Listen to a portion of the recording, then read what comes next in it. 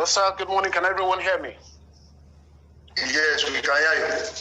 Thank you very much, sir. Thank you for my fellow alumni of the ASMC, the NOC, the president, and very importantly, we thank you, Your Excellency, the Governor of Kwara State, for joining us, and all the other sports technocrats who are here. I will not pretend to be an expert. This is not my original field, but having spent 45 years practicing taekwondo and other sports in Nigeria and the UK, I have been through enough of the different policies of government, and I know how it has affected me and how it has affected the athletes that I have been involved in also promoting via this 45 years. And this experience is unique because to be able to have been a state athlete, a national athlete, a state coach, a national coach, a state association chairman, a national president of the federation, gives you the whole gamut of grassroots development from scratch all the way to high performance. And so I just wanted to share with you my thoughts on this. And this paper will be available on the website. It will be linked to the website after this event is all over. Let me quickly run through a few things. Mr. Akintokunbo Adejumo, a very great big brother of mine who's also on this platform, reminded us of the 2018 sports policy, which at the time was not yet approved. And the three key areas of it was the promotion of school sports, institutional sports, sports as an integral part of the academic curriculum of all academic institutions. We heard Mr. Kenka mention it, also my boss, Alaji Al-Azhar mentioned it as well. And then the identification and development of these same athletes. So we're looking at a concept, a strategic objective of government, which is to look for people from the very grassroots and take them all the way to the podium. The question that I want to challenge us all today is that do we actually have a policy framework that connects this like an engineering spoke that ensures that one spoke and the other, when they merge together, is creating the kind of continuity that will produce champions over and over again, and more importantly, that will ensure that the industry itself is well-oiled and growing. So it is this ecosystem that we want to explore in these 15 minutes. Finding talents, developing talents, exposing them, giving them podium opportunities. How are we conversing around these matters, and what kind of systems are we putting in place at the three tiers of government?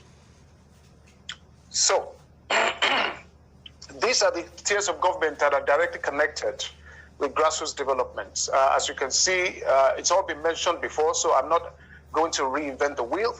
The school sports are critical. State sports councils have to work with school sports, which is the sports commissions or the sports councils, working with the ministries of education in many cases at the state level, and then trying to coordinate also at the federal level with the grassroots sports division of the Federal Ministry of Youth and Sports. So how much of this are interacting with one another? How much of this are sharing data with one another? How much of this are working together with a budget that is all-encompassing, such that when federal government says we are spending 20 billion on grassroots development, is actually shared amongst the three tiers of government, distributed within this ecosystem, and it is designed to take an athlete from zero to hero within one single framework. That has been the challenge. So we have states that have their own policies and their own structures. Then we have the federal that has its own policies and structures. The funding is different. We just had the governor speak. The governor is going to spend money in 2021 on creating the sports commission, and is going to fund it. But how much of the structure that he's going to create is going to speak with the high performance reality of Nigeria, the high performance expectations of Team Nigeria. So that data, communication, information gathering, creating a policy framework that merges together as we are trying to create in this diagram, how much of that conversation are we having? Again, what is the symbiosis between the three areas of grassroots development in talent identification? So we have, in the very first basis, as Kenke has already mentioned, schools and street sports is the very first place to find the initial talent. That's where you detect them, you identify them. But then in order for them to grow, you need to put them in the hands of professionals in the states sports commissions and councils. That's where they get selected, and then there's a simulation. But for the true talent management and promotion, then the highest level of professionalism required, again, that takes you to the next level, which is where the national federations operate. The national federations onboard your talent from the states, and they try to bring them to the higher level. My experience has shown that it takes about 8 years to take an athlete who is probably about 8 years old to become a good quality national amateur athlete, and another 8 years before he can become an international podium athlete, which means if you discover an 8-year-old athlete, you have to wait till about 24 before they get to their utter peak and prime. And of course, you can shorten this by having a very fantastic policy framework, which is what, again, we're talking about here today. Then what are the funding models to ensure this is happening? Look at what I have here on the on the slide. I have two inverted pyramids. The first one talks about the ideal funding that the government should be putting into sports. In my opinion, 70% of funding should go into grassroots development. Why? Because we have 200 million Nigerians. 140 million of them are probably under 30. So the amount of money you are going to put into looking for talents amongst the 130 million young Nigerians, compared to the maybe 100 elite athletes that are going to represent Nigeria. What is happening right now is the other model, which is what we call actual funding. We're actually spending more money on taking athletes out of the country to get exposure to compete in international tournaments, spending dollars, than we are spending in looking for their replacements back home. So we need to flip the model and use more of the ideal funding, where more money is going to, more money from government especially, is going to grassroots development and amateur athletes development, and less on elite athletes, and let the elite athlete develop an industry which is completely separate. So let me go to the next one, because again, I want to make sure that I'm keeping to my time. I am an apologetic for having a high performance system. Fortunately, I served under the chairmanship of Mrs. Hawa Kulu Akiemi when she was the chairperson of the National Task Force for the Development of the High Performance System. So I served under her, and I know that we try to create a robust high performance system, but obviously execution was difficult. And execution is connected to budget, it's connected again to legislation. When the structure itself does not support it, it's going to fizzle out. But we can look at this again and create a two-tier system for national sports development, so that talent identification does not end just that you've identified the talents, but you don't really know how to funnel them into high-performing athletes.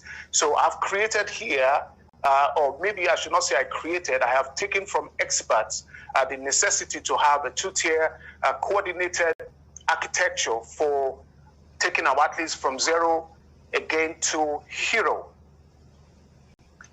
So this is the schematic of how it looks. If we look at the grassroots funnel, so all of the activities which I've stated in the earlier slide, national federations, the grassroots development department, state sports commission, they are working together to create amateur talent. The talents are funneled into the high performance system, and then the high performance system has the NOC, High Performance Directorate of the Federal Ministry of Youth and Sports, or National Sports Commission, as the case may be, and a team of experts, specialists, either from within the Ministry of Sports that are specialists in taking care of high-performing athletes, or we turn it into an industry and managed by the NOC and Team Nigeria. So that's how the two-tier will work there, and I'll give you a reference to why I think this will work. If we look at this chart very carefully, we will see the performance of Nigeria compared to the UK in 4 consecutive Olympics between Atlanta 96 and London 2012. I'm specific about this period because I want you to see the growth. So in Atlanta 1996, Nigeria won 2 gold medals. And the United Kingdom won 1 gold medal. In Sydney, Nigeria won 1 gold medal, which we received belatedly. But the UK won 11 gold medals. So what happened with the UK that between 96 and 2000, they won 11 gold medals. And we had 2 gold medals stepped down to 1. Something must have happened. Let's take it even further than that. They won an additional 9 gold medals in Athens, and then they went up to 19 in Beijing and 29 in London. And look at Nigeria's growth, 0, 0, 0. So what it means is that we did not have a funnel for taking talents that have been discovered to continue to replicate and duplicate what we did in Atlanta. And it's either a framework problem or an execution problem.